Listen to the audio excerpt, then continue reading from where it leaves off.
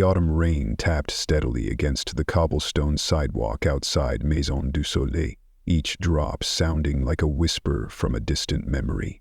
Tiny streams formed between the worn stones, winding their way past the restaurant's gleaming brass nameplate. But no one stopped to notice. Well-dressed passers-by rushed along beneath expensive umbrellas, shielding not just their heads from the weather, but their hearts from discomfort. Just beside the back delivery entrance, an old man sat curled in a rusted wheelchair. Like clockwork, he appeared every morning at exactly 9 a.m., as if he had become part of the rhythm of the street itself. A tattered blanket wrapped around his frail frame, offering little protection from the chill. His trembling hands gripped the worn fabric close to his knees, as though trying to preserve whatever warmth his body still held. His silver hair hung wet and limp, clinging to the sharp lines of a face carved by years of quiet suffering. The wheelchair beneath him was a relic of another era, its once shiny frame now dulled by time, one wheel permanently bent. Every movement he made released a high-pitched creak, the sound echoing like time itself groaning under the weight of his life. Inside the kitchen, warmth radiated from hot ovens and bustling activity, but none of it was meant for him. Sandra, the assistant manager, glanced out the back window and sighed with thinly veiled irritation. Her freshly lacquered burgundy nails tapped against the glass like a warning drumbeat. "There he is again," she muttered, her voice sharp. 12 days in a row. Yesterday, the organic herb delivery guy actually complained about having to step around him. If one of our clients sees this. At the prep table, Chef Marcus frowned, wiping his hands across a pristine apron with agitation. "It's pathetic," he said flatly. "This is a fine dining establishment, not a soup kitchen. If our guests catch sight of that, forget it, they'll never come back." The kitchen moved on around them, servers polishing wine glasses until they gleamed like crystal, line cooks slicing produce with robotic efficiency. A soft jazz melody played over the ceiling speakers, trying but failing to drown out the disdain that hissed through whispered conversation. Everyone had an opinion about the old man outside, but none of them were compassionate. "We should just call the cops," Maria said coldly, a server famous for her photographic memory of the wine cellar inventory. "It's loitering, isn't it? Hurts business. This can't go on." But in the far corner of the kitchen, a young man said nothing. Luis Morales, just 23 years old, folded napkins in neat, practiced motions, his fingers moving with the kind of care that came from knowing what it meant to be overlooked. The black pants he wore had long since faded and thinned, the same pair he'd worn through culinary school. His co-workers barely noticed him, like he was part of the backdrop, a shadow moving between tasks. But his eyes, quiet, dark, thoughtful, carried no judgment when they occasionally flicked toward the back window. There was no disgust, no pity, just something softer. Recognition, maybe, or memory. Louise knew what it felt like to be invisible. At exactly 11:30, the lunch rush hit like a wave. Orders flew from servers to the kitchen with practiced urgency. Wine corks popped, glasses clinked. Conversations about mergers, vacations, and client dinners filled the dining room like orchestral noise. Outside, the old man remained still, shifting only to avoid the puddles forming beneath his wheels. He was motionless but present, like a statue carved out of quiet dignity, refusing to be erased by the luxury around him. And then something unexpected happened. Mrs. Patterson, a long-time, impeccably dressed, regularly stumbled slightly as she exited through the main entrance. Her pearl necklace snapped, and the small white beads scattered across the wet pavement like fallen stars. She dropped to her knees, frantically gathering them. Her purse slid from her shoulder, its contents spilling across the rain-slicked sidewalk. Without hesitation, the old man stirred. With visible effort, he maneuvered his wheelchair toward her. Every turn of the wheels groaned with resistance, but his hands, though bony and veined, moved with surprising steadiness. He began retrieving the pearls one by one, holding each with the gentleness of someone handling fragile memories. Mrs. Patterson froze for a moment. Her expression, at first shocked and flustered, softened as she looked up into his face. And in that moment, she didn't see a beggar. She saw a man. He said nothing, but his actions spoke volumes. Each pearl was placed carefully in her outstretched palm. Every soaked paper and credit card from her purse returned to her with quiet grace and respect. "Oh my," Mrs. Patterson whispered, her voice trembling with gratitude. "Thank you. You're very kind." She reached into her wallet and gently pressed a $20.00 bill into his hand. But the old man shook his head slowly and tried to give it back. When she insisted, his pale blue eyes shimmered, not with sadness, but with something deeper. The astonishment of being treated with humanity. From behind the kitchen window, Luis had watched the entire exchange. His chest tightened, not with pity, but with something harder to name. It was as if a part of him recognized the man, not for who he was, but for what he still believed in. That beneath the weathered coat and rusting chair was a person who had never given up on dignity. That night, long after the last guest had left, chairs were flipped onto tables and the dining room echoed with the clatter of mop buckets. Luis stayed behind. His shift had ended at 9:00 p.m., but he moved through the kitchen with quiet intention. He wrapped leftover bread rolls in clean napkins, ladled the night's soup special into a takeout container, and placed everything carefully into a paper bag. Sandra appeared in the doorway, arms crossed, her tone biting. "What do you think you're doing? You know food inventory is tracked." Luis didn't look up. His voice was low, steady. "It's just leftovers. Bread from yesterday. Soup that's been under the heat lamp all day. It'll get tossed in the morning anyway." Sandra scowled. "This isn't about food safety. We have procedures. You literally complained to the health inspector last week about how much food we waste." Luis cut in, his voice sharper than usual. "I'm helping reduce waste. Is that a problem now?"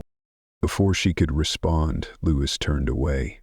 The paper bag clutched in his arms wasn't just filled with soup and bread. It held something far more fragile, a quiet conviction that simple acts of kindness still mattered. The autumn air bit at his cheeks as he stepped outside. The street was cloaked in shadows, the kind that made even the familiar feel distant. But the man in the wheelchair was still there, smaller now, somehow, as if the night itself had pressed in closer. He sat in the same place, hunched like a bookmark between two forgotten pages of life. "Hi, sir," Luis said gently, approaching with careful respect. "I thought maybe you might be hungry." The old man looked up, and something flickered in his pale eyes, a spark of clarity that didn't match his disheveled appearance. Luis knelt beside him so they could see each other eye to eye. "The soup's still warm," Luis continued, "and there's bread. It's not much, but—" "You're a kind one," the old man rasped. His voice was rough, worn down by time, but there was a refinement beneath it, a quiet dignity most had missed. "Most people." He motioned vaguely toward the building.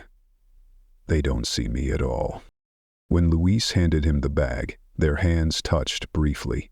Luis froze. The man's skin, though weathered, was unexpectedly soft, not hardened with calluses like someone who had spent years on the streets. It didn't feel like the hand of a drifter, but rather someone who had once lived differently. "What's your name, sir?" Luis asked, the question spilling out before he could stop it. The man hesitated for just a moment. "Call me Don," he said at last. "And you?" "Louis, I work here." He gestured to the stained apron he wore, suddenly self-conscious about the soup splatters and faint scent of onions that clung to him. Don studied him. his eyes suddenly sharp, like a scalpel slicing through surface impressions to something much deeper. Luis had the strange sense that he was being assessed, not for his title, but for his character. "Kindness," Don murmured as he slowly unwrapped the lid from the soup, "is the rarest ingredient in any recipe." Luis stood, quietly returning to the warm light of the kitchen, unaware that behind him, Don was still watching. A faint smile touched the older man's face, worn by time but not defeat. Because Don's name wasn't Don. He was Donovan Hale, the founder of a culinary empire that began with an old food truck and 3 family recipes. 30 years in the business had taught him to spot what most people missed. He hadn't chosen this back alley post out of convenience, but for its vantage point. From here, he had watched everything. He had seen the way Tommy, the young janitor with the stutter, was treated like invisible furniture. Just yesterday, Tommy had slipped on the wet tile while carrying trash. No one helped. No one even flinched. Marcus had barked at him for making a mess, but Luis had appeared silently, helped him to his feet, wiped the floor, and gently asked if his wrist was okay. No applause, no recognition, just reflexive decency. He had seen the way suppliers were treated too.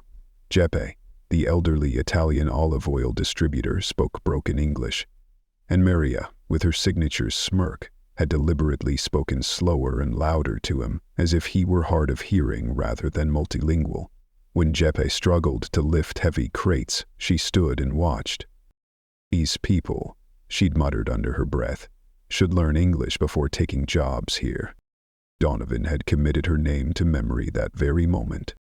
But Louise had sat beside Jeppe on his break, no cigarette, just air, and struck up a conversation about the olive groves of Tuscany.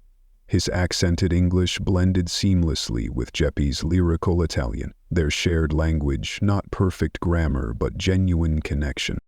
And then there was the dining room. On Tuesday, a family had been seated at the worst table, right by the swinging kitchen door. 2 kids, practical shoes, clean but unfashionable clothes. Sandra had rolled her eyes at Louise and said, "Your kind of people." She hadn't seen Louise quietly move them to a better table when one opened up, or how he explained the menu without a trace of condescension, or the way he brought crayons and coloring sheets without being asked. That family had left glowing. They hadn't had prestige or designer handbags, but they had dignity, and Zuis, the quietest voice in the room, had treated them as if they mattered, because they did. But the breaking point came Thursday morning. Donovan stood in his worn blinker, was adjusting the corners near his legs when he overheard Sandra outside on her phone. Her voice was clipped, calculated, and utterly void of empathy. "Yes, officer," she said briskly. "He's been parked here for 2 weeks now. It's hurting our brand. Can't you move him along? We cater to upscale clientele." From his vantage point, Donovan could see Luis inside, wiping tables, but the boy's movements had slowed. He was staring toward the back door, shoulders tense, his hands gripping the rag too tightly. When Sandra re-entered, Luis walked straight up to her, something fierce and unfamiliar rising in his chest. "You called the cops on him?" Sandra didn't blink. "It's not your concern. Do your job if you want to keep it." "He's not hurting anyone," Louise shot back. "He sits there quietly. Yesterday he helped a customer who dropped her purse, and he refused her money. What kind of person calls the police on someone like that?" Sandra's eyes narrowed. "A person who understands image. This is a restaurant, not a shelter. We have standards to uphold." "Standards?" Louis echoed, his voice rising just enough to cut through the chatter of the kitchen. "Is that what we're protecting? Treating decent people like trash?" "Tommy's worked here for 3 years and half the staff don't even know his name. Yesterday you served a customer food that had been sitting under a heat lamp for 40 minutes because you were too busy gossiping. But a man in a wheelchair, that's your biggest concern?" The kitchen froze. Even Chef Marcus put down his knife. Sandra's face flushed with rage. "Watch your mouth, Louise, you're replaceable." "Maybe," Louise said quietly, "but some things matter more than being replaceable." From outside, Donovan felt something stir inside him. A kind of awe he hadn't felt in years. Decades of boardrooms, mergers, and cutthroat deals hadn't prepared him for the impact of one young man's unshakable principle. 20 minutes later, a police cruiser rolled up. A young officer stepped out, clearly unsure of how to proceed. Before he could speak, Donovan pulled out a small leather wallet and showed the officer a card inside. Just a glimpse. The officer's eyes widened. He nodded respectfully and left without saying a word. From the kitchen window, Sandra saw the exchange and froze, confused and seething. Luis, who had started to walk out, stopped mid-step. His heart flooded with respect. That evening, when Louise brought Don his usual meal, something in the older man's eyes had changed. It wasn't just gratitude. It was recognition. "You stood up for me today," Don said quietly. Louis shrugged, suddenly embarrassed. Anyone would have done the same. Don's smile was tired, wise. "No, son. Most wouldn't, and that makes all the difference." Inside the wrinkled envelope was something no one at Maison de Soleil could have expected. A carefully typed restaurant proposal. Detailed, heartfelt, and shockingly well thought out. It wasn't begging, it wasn't fantasy. It was a vision. A plan for a restaurant that served high-quality food at honest prices where working-class families could feel the warmth, elegance, and genuine hospitality that too often belonged only to the privileged. This wasn't about profit margins or luxury branding. It was about dignity. About a place that felt like home, regardless of what kind of shoes you walked in with. At precisely 6:15 p.m., Sandra stepped outside for her usual smoke break, the cold air mixing with the bite of menthol. That's when she saw it, the old leather bag sitting just a few feet away near the back delivery ramp. With barely a second of hesitation, she crouched down and unzipped it. Inside were what looked like hospital forms and one pristine white envelope, sealed and neatly labeled. Curiosity flared in her eyes. She tore it open without a second thought. From the shadows, Donovan sat with his eyes half closed, watching everything, every movement, every judgment, every betrayal. Sandra flipped through the proposal, inside her brows arching. She scoffed at the dishes listed: truffle mac and cheese, wine-braised meatloaf, gourmet grilled cheese with handcrafted tomato bisque, each item paired with intentionally accessible pricing. It was clear this wasn't an upscale vanity project. It was meant to be shared. And her reaction? Predictable. She burst out laughing and waved Marcus over. "You have to hear this. Every family deserves to feel special when dining out. God, who even writes this stuff? What's next? Hot dogs served on fine china?" Marcus smirked, wiping his hands on a towel. Whoever came up with that must have never stepped foot in a real kitchen. Sounds like someone's been watching too many cooking shows from a shelter lobby. They laughed, too loud, too long, too distracted to notice Luis stepping outside just as Sandra dramatically ripped the proposal in half. "Wait." Luis's voice cut through the noise, sharp and sudden. "What was that?" Sandra turned, amusement curling her lip. "A delusion. Some homeless guy's fantasy about opening a restaurant." She waved one half of the torn pages. "We found it in his bag. Must think he's a Michelin chef because he's watched Chopped." Luis looked at the scraps in her hand, then at the torn satchel, and finally at Don. Don's face didn't move, but his eyes, cold and unreadable, stared like still water before a coming storm. Something clicked in Louis's mind. Not the whole picture, just enough. "Can I see it?" he asked quietly, extending a hand. Sandra tossed the torn sheets toward him like a joke. Sure, maybe you'll get it better than I did. Dreamers tend to understand each other. Luis knelt down on the back steps, his hands piecing the pages together one by one. His eyes scanned each line, and with every paragraph, something shifted in his expression. His jaw tightened, his breath caught. He wasn't looking at a fantasy. He was looking at a blueprint for something bigger, something real. "This is incredible," he whispered. Sandra rolled her eyes. "Please tell me you're not tearing up?" "No," Luis replied, his voice growing steadier, stronger. "Look at this line. The true success of a restaurant isn't measured by the size of a check, but by the joy on a guest's face as they leave." He looked up at her. "The person who wrote this understands what most owners never will, that food isn't just a product. It's a feeling, a human connection." Marcus scoffed. "You sound just as naive as he does." Luis didn't answer them. He turned instead toward the man in the wheelchair, his footsteps slow but certain. Kneeling again, he held out the mended proposal like it was something sacred. "Sir," he said gently, "I believe this belongs to you." Don looked up, his pale blue eyes catching the glow of the backlight. There was something raw in his gaze, surprise, perhaps, or something deeper. Something like recognition. "You don't have to pretend," Lewis continued, his voice soft but unwavering. "You don't have to be embarrassed about dreaming big.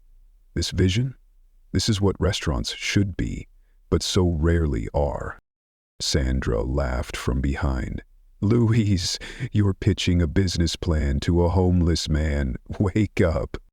Luis didn't flinch. He held the document in both hands, steady as stone. "If you're serious," he told Don, "I have a friend in restaurant development. They'll take a look at this. I can get it to them. I think it deserves to be seen by someone with power to make it real." Silence, complete and heavy. Sandra and Marcus stood frozen, watching Luis like he had lost his mind. But something was happening inside Donovan Hale. Something electric.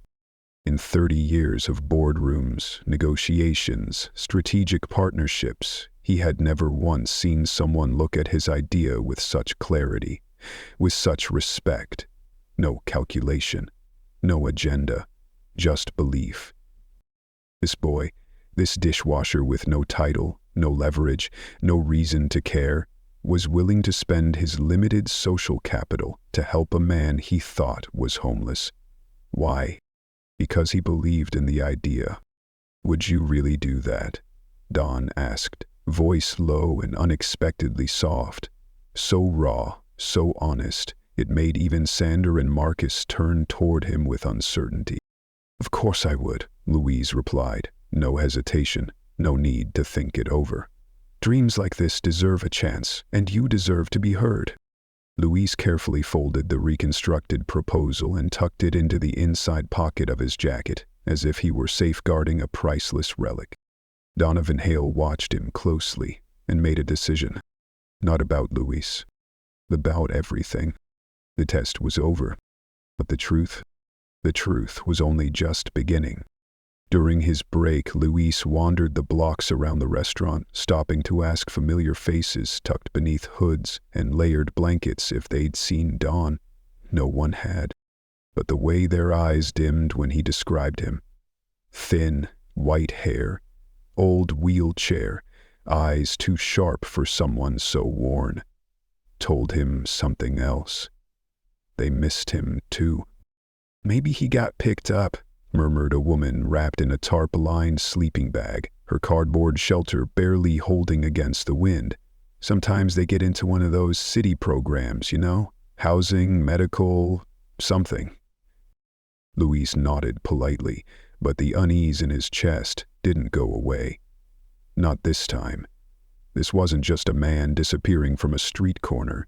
This was someone who had become part of his day, of his moral compass. The absence felt personal. That Thursday night, Luis stayed late after his shift, long after the last busboy had left and the flickering neon of the closed sign had blinked into silence. The streets were deserted, cold. Wind sliced through his jacket as he sat alone on the back steps where Don's wheelchair usually rested. In his hands he held a takeout bag, the same meal he brought every night, but this one was growing cold, just like the night around him. At 11:30 p.m., as he began to rise, telling himself it was time to go home, he heard it. The soft rhythmic squeak of worn wheels over cracked pavement. Luis jumped to his feet, heart leaping ahead of him. Relief flooded through every cell in his body as the familiar figure emerged from the shadows, slower, smaller, but still moving. "Here, I was so worried," Luis said, hurrying forward. "Where have you been?" Don offered a tired but sincere smile.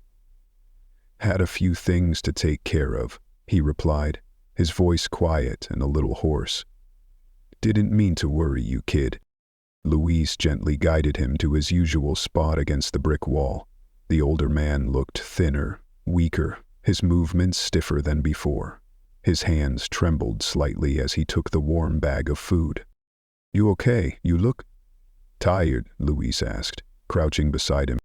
Don nodded slowly. "Some decisions take longer to make," he said, "and the hardest ones need the most preparation." Luis looked up at him, illuminated by the amber glow of the street lamp, and something was different. A stillness in his gaze, a quiet determination. He had crossed some invisible line, stepped into a version of himself Luis hadn't seen before. "The restaurant's a mess," Luis said finally, settling onto the step beside him. "Corporate's sending someone for a surprise inspection. Everyone's pretending we're perfect.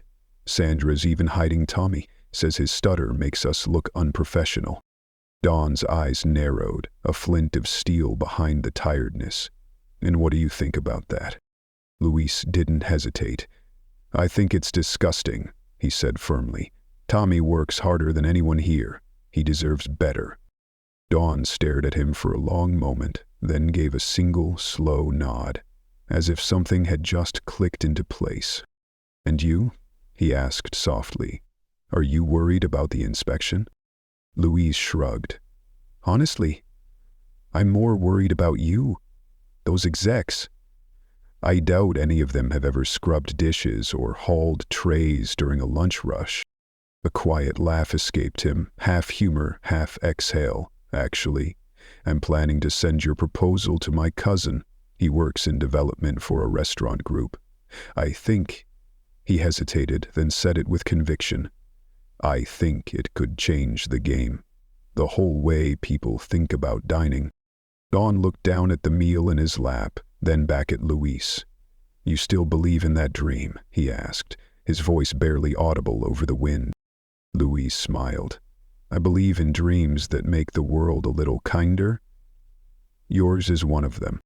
They sat in silence, then, comfortable, earned, familiar. Neither noticed the black sedan that cruised slowly past the restaurant front, nor the tinted window that slid silently down just enough for someone inside to observe. Tomorrow, everything would change. Friday morning, Judgment Day. At exactly 9:00 IEM, Sandra gathered the full staff into the dining room. Every employee stood stiff and alert, their uniforms crisp, their nerves frayed. Tommy clutched a towel at his side, his eyes darting toward the nearest exit, like he was counting the steps it would take to bolt. "The corporate exec could walk through that door at any moment," Sandra announced, her voice sharp, strained. "Remember everything we practiced. Smile, but not too much. Polite, but not overly friendly. And for God's sake, do not mention—" She stopped cold. A sharp slam echoed from outside. Every head turned toward the towering front windows. There it was. A sleek black sedan idled at the curb, engine whispering like a secret. Sunlight gleamed off its polished frame like it had been born for moments like this. "That's them!" Sandra hissed, frantically smoothing her blouse and fixing a strand of hair out of place. "Everyone to your positions. This is it. Our moment." And yet, no one exited the vehicle. 1 minute passed, then 2, then 5. Smiles on the staff began to flicker. Eyes started to shift, searching for answers in each other's faces. "Maybe they're on a call," Maria offered. "Or reviewing our files," Marcus said, his voice low and grim. Louis stood by the kitchen door, heart thudding, but it wasn't fear pumping through his chest. It was something else, a strange, rising certainty. 20 minutes ticked by. Sandra finally snapped, "I'm going to go check." But just as she turned, the back door creaked open. Everyone froze. Every gaze snapped to the rear entrance, expecting Tommy, a vendor, maybe a delivery person who hadn't gotten the memo. But what rolled through that door silenced the entire room. A wheelchair. And in it sat a man they thought they knew, but they didn't. He wasn't wearing the battered jacket or threadbare blanket anymore. He wore a charcoal gray suit tailored to perfection, worth more than their monthly salaries combined. His hair, silver and immaculate, his hands manicured and strong. A gold watch shimmered on his wrist. And then they saw his eyes. Pale blue, clear, focused. Louis recognized them first. Those were the eyes he had seen under a damp hoodie. The same eyes that lit up over warm soup and quiet respect. But now, they were full of command. Behind him walked 3 people in tailored suits, a woman with a legal pad, a man with a tablet, and another woman with a sleek badge clipped to her jacket. HR. Sandra's mouth opened, but no sound came. Her expression cycled through confusion, disbelief, and finally, pure fear. "Good morning," the man said, his voice no longer a gravelly whisper, but the crisp authority of someone used to being obeyed. "For those of you who don't know me, my name is Donovan Hale.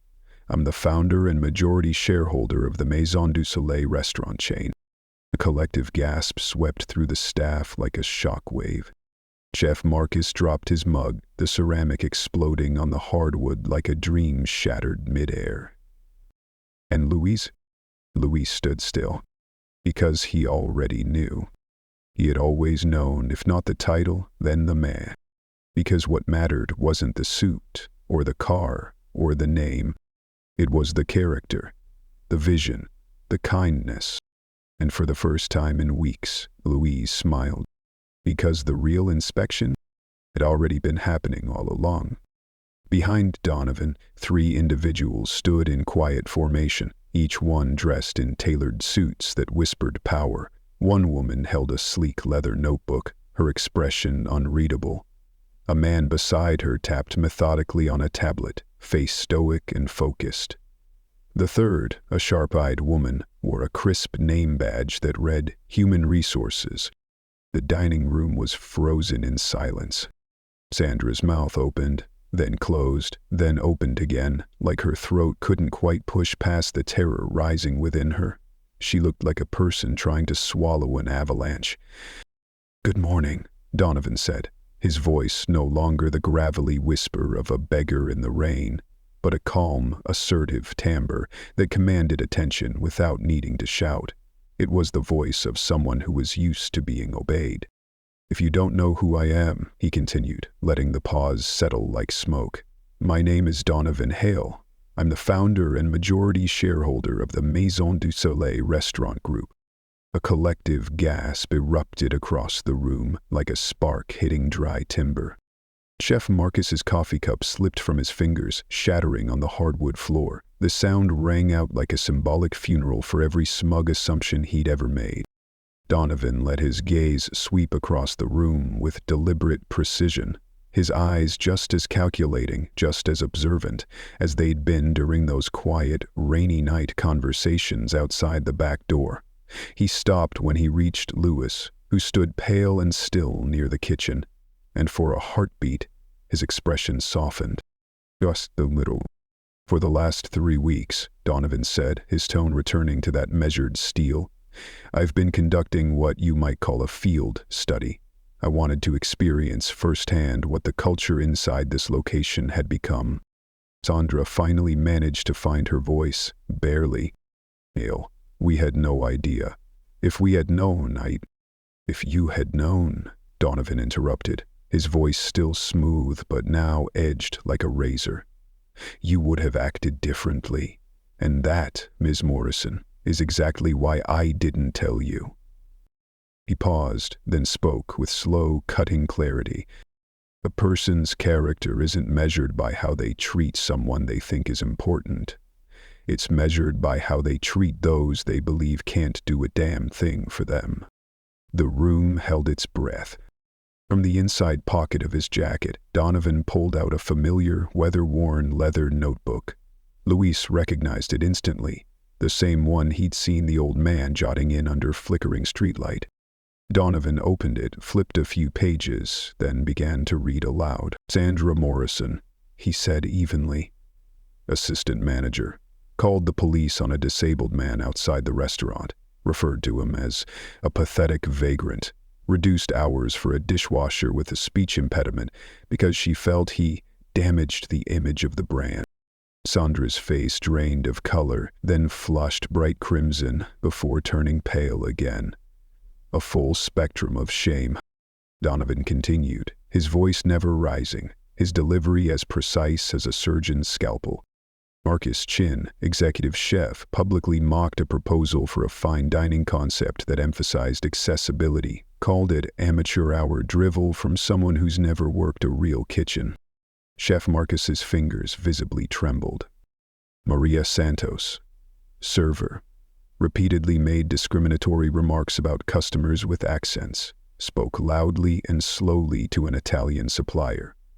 Later complained about immigrants taking American jobs. Each word dropped like a stone into a silent pool, revealing just how deep the rot had gone. But then Donovan's voice shifted. It grew warmer, quieter, and filled with something unexpected. Pride. Luis Morales, he said. Luis felt like the ground might give way beneath him. Server. Delivered food to a homeless man every night for 3 weeks, defended him when co-workers talked about calling the cops, helped an injured colleague without being asked, relocated a modest family to a better table and treated them with dignity, bridged language barriers with foreign suppliers through kindness and connection. He closed the notebook with a soft snap and looked directly at Luis. But perhaps most importantly, he said, voice reverent now, when he found a restaurant proposal, written by someone he thought was homeless, he didn't laugh. He saw potential. He believed in the vision. He offered to send it to someone in corporate. Luis felt like all the air had been pulled from the room. You? It was really you, he whispered.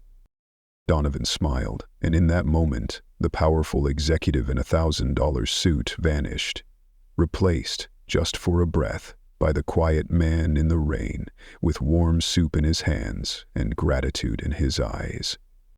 I've always been me, he said softly. The only thing that's changed is what you now know about me.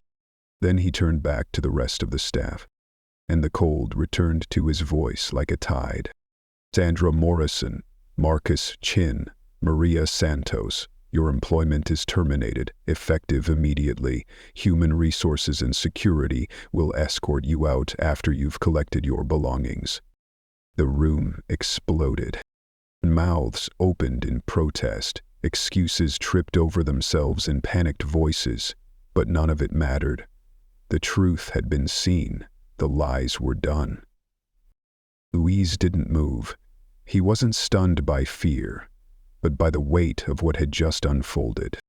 The quiet dignity he'd tried to preserve in small, hidden acts had become the foundation of something far greater. 2 months later, Maison du Soleil was no longer a temple to superficial luxury. It had been reborn, its soul scrubbed clean, its heart rewritten.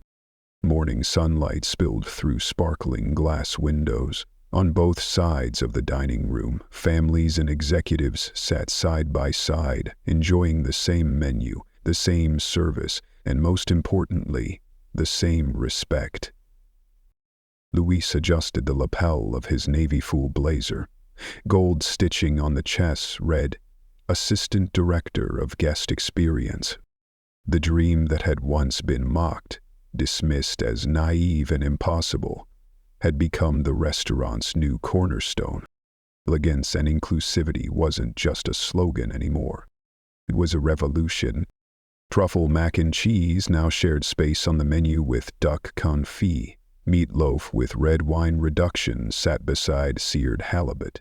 Gourmet grilled cheese with heirloom tomato bisque received just as many rave reviews as the lobster thermidor.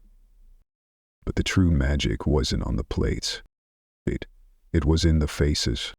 Children lighting birthday candles beside their beaming parents. Working-class couples celebrating anniversaries with wine pairings. Older veterans and single mothers welcomed like long-lost friends.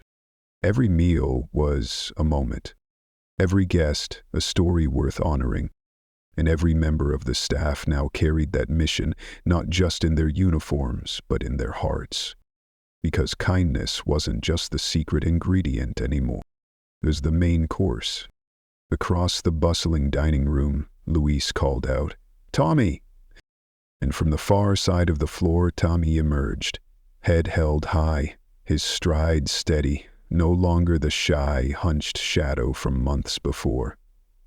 His uniform was crisp, neatly pressed, the Maison du Soleil emblem stitched proudly across his chest. But it wasn't the clothes that had changed him. It was the purpose he now carried. Patterson family just arrived, Tommy said, smiling with unmistakable pride. It's their grandson's birthday. I already set up the corner table with a high chair and the custom dessert. Luis couldn't help the smile that tugged at his face. He remembered the rain-soaked afternoon from what felt like a lifetime ago. Mrs. Patterson on her knees, pearls scattered across wet stone, and a stranger in a wheelchair who reminded her, through quiet action, what dignity looked like. Today, she was a regular, not just because of the truffle mac or wine pairings, but because of the warmth that now radiated from every corner of the space.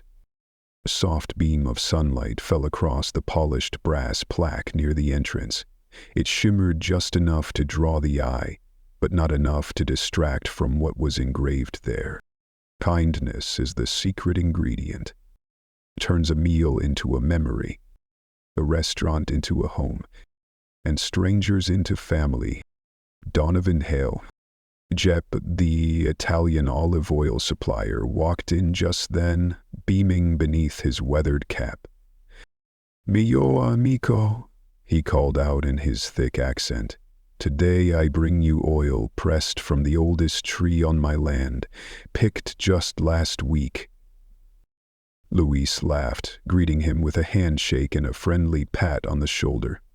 As he admired the golden-green liquid catching the light, he felt a firm hand settle gently on his shoulder. It was Donovan. Still in his wheelchair, yes, but now flanked by admiration instead of anonymity. Respected, revered, and very much seen. "How's lunch service?" he asked, though his knowing smile already held the answer. "Fully booked through next month," Luis replied, grinning, "and we've got the longest wait list we've ever had." Donovan nodded, satisfied, but not surprised. His eyes grew thoughtful. "And the internal culture audit?" Luis chuckled, lowering his voice. "Perfect scores. From the dishwashers to the servers, every one of them said it's the best job they've ever had. And it wasn't just lip service. Fair wages, full benefits, equity shares, education programs. The kind of policies most corporations only write into marketing brochures were now daily reality at Maison du Soleil. This wasn't a job anymore. It was a future. Turnover, near zero. Applications, hundreds pouring in weekly. Luis leaned in, his eyes alight with anticipation. "Oh, And there's more. 3 other cities just reached out. They want to license our model. Donovan's eyes gleamed, like they had the night Luis knelt beside him in the alley, cradling a proposal that others had torn in two. "What do you think?" Donovan asked. Luis turned to take it all in. The contractor in dusty boots sharing a meal with a hedge fund executive, a table of children giggling over gourmet chicken fingers, the kitchen buzzing with energy, not anxiety, and a staff that showed up, not for paychecks, but for belief. "I think," Luis said, his voice low and full, "kindness is the most scalable business model in the world." Outside, the sky darkened, and the first drops of afternoon rain began to tap against the glass windows. Soft, rhythmic, like an ovation from the heavens. But inside Maison du Soleil, the glow, it grew up. From the warmth of the kitchen to the spirit in the dining room, something revolutionary had taken root. That a restaurant could be a bridge, not a barrier. That success didn't come from exclusion, but from radical, unwavering inclusion. The beggar and the busboy had both found what they'd been searching for all along. A place where kindness wasn't just tolerated, it was celebrated. It was structural. And it was home. And if you haven't already, subscribe to Moments of Quiet Truth, where we tell small stories with the power to change everything.